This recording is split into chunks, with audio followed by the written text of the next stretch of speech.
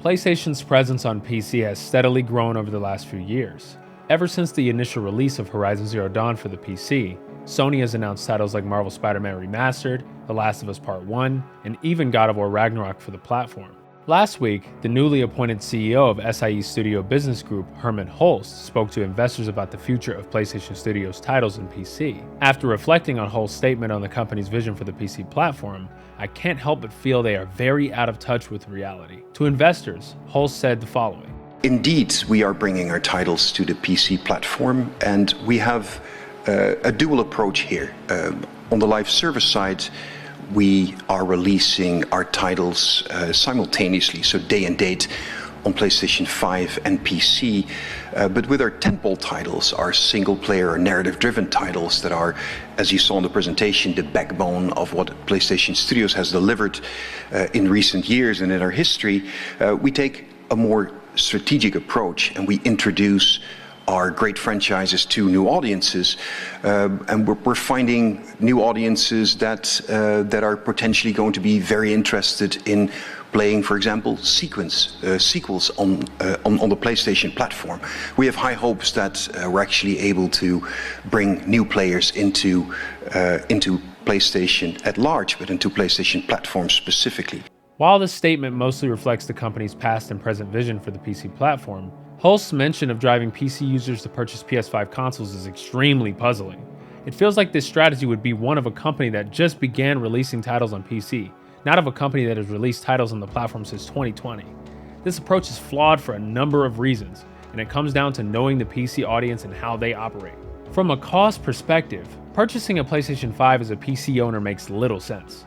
I personally don't know a single core PC player who purchased a PlayStation 5. Why would one purchase a $500 console that runs titles worse than their PC? It's these kind of questions that make this strategy questionable. $500 is a serious investment, and those contemplating a PS5 purchase would probably feel better about it if there were games other than exclusives that provided benefits on PS5.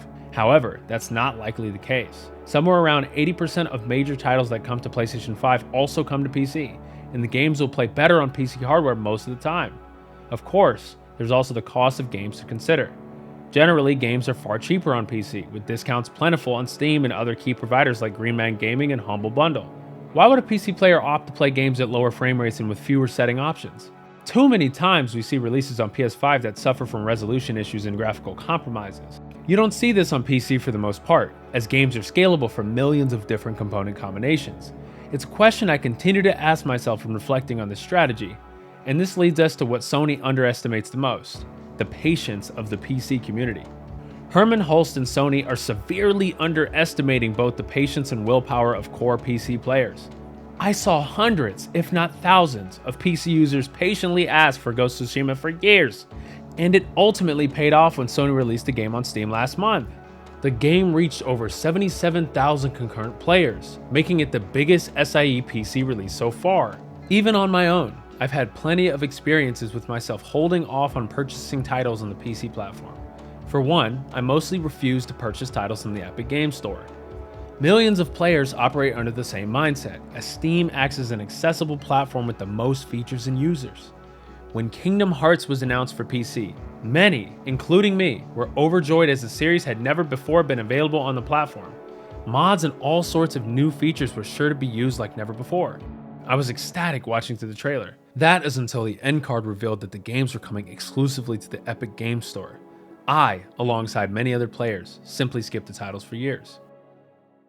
Thank you, Noah Hunter, for writing this feature that I have been narrating this entire time. It is an opinion piece that I completely agree with, but I want to add my own flavor to it just because I purchased Kingdom Hearts on EGS when it came out on Epic Games Store, excluding Melody and Memory, because I think $60 for that game is just far too much money. They came out full price, okay? Epic Games Store later discounted them and then refunded the amount difference of the discount for anybody who bought them full price when they released. So Kingdom Hearts on Epic Games was the very first time that I've ever purchased anything on that platform. Like, we got the games on PC, but they were on Epic Games. If any of you were present for the release of these titles on Epic, you would know that they were painting this situation, this release, as if it was exclusive to Epic and that it would never come to Steam. Actually, fuck it. I think I'm just going to read it to you. It is truly a great pleasure to bring so many Kingdom Hearts adventures to PC gamers around the world, explains Kingdom Hearts series producer Ichiro Hazama. Our collaboration with Epic Games is one that stretches back to the development of Kingdom Hearts HD 2.8 Final Chapter Prologue, and as a part of this ongoing relationship, the team at Epic Games have been incredibly supportive in helping us make this a reality. I'm incredibly excited for so many new players to discover and enjoy the action, magic, and friendship of Kingdom Hearts on PC. End quote. That is a quote from series producer Ichiro Hazama. Kingdom Hearts on PC was exclusive to Epic Games Store for 3 years. 3 years. Nobody could have assumed that they would even come to PC. Like, it was just like, and I said PC, see that? I said PC instead of saying Steam. Nobody could have assumed that they were even capable of coming to Steam after being exclusive to Epic Games for 3 years. That is such a long time. Most of the time, Epic Games exclusives come to Steam after like 6 months to a year. I don't want to get into a tangent. Let's get back to the feature. The Kingdom Hearts series is finally coming to PC Steam on June 13th, and the reveal tweet got double the amount of likes of the EGS announcement in a matter of hours. The series will likely sell at least triple the copies it did on Epic Games with Steam. PC users are willing and more than happy to wait to purchase games on the platforms and storefronts of their choice. The same logic can be applied to PS5 titles, as PC players are not afraid to wait years at a time to experience games on their platform and storefront of their choice. If that doesn't show you the patience and dedication of PC users, I don't know what does.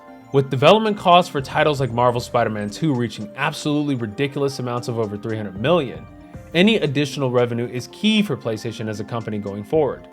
These single-player exclusives simply aren't going to be PlayStation 5 only for much longer. It's not sustainable with the current model, and Sony is going to have to realize the company is missing out on bigger audiences with a dual marketing push for PS5 and PC day and date. PC players will not compromise on their will and desire to play games on PC.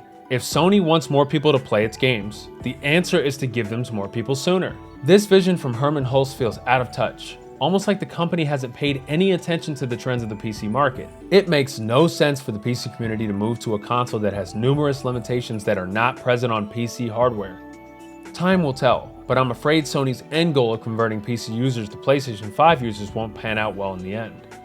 As titles like Spider-Man 2 and The Last of Us Part 2 Remastered assuredly make their way to PC sometime within the next year or so, PC users will once again be rewarded for their unwavering patience, and that's something Sony will fail to break.